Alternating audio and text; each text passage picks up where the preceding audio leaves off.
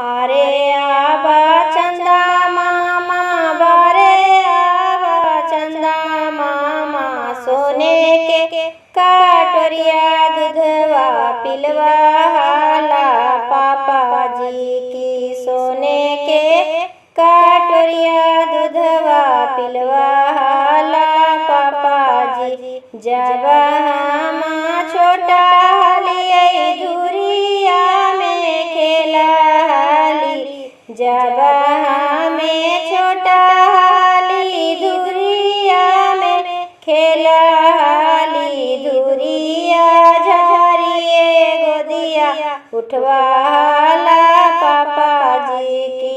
धुरिया झारिए गोदिया उठवाला पापा जी। जब हम सयान भेली जीवा के जंजाल भेली, जब हम सयान भेली जीवा के जंजाल भेली। देसे देसे बरबा खोजिए लैला पापा जी की। देसे देसे बरबा खोजिए लैला पापा जी। रुपिया गिनी के तू पराया कैला पापा जी की।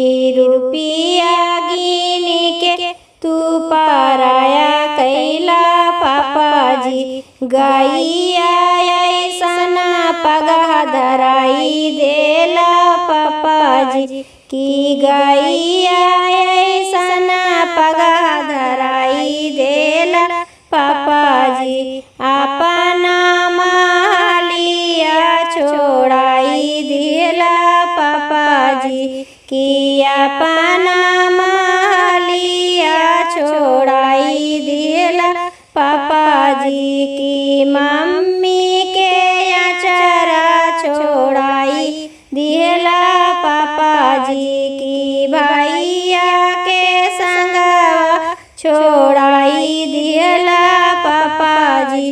इस वीडियो को देखने के लिए बहुत बहुत धन्यवाद। अगर आपको मेरे गीत संगीत के वीडियो पसंद आते हैं तो चैनल को सब्सक्राइब, वीडियो को लाइक और शेयर जरूर करें।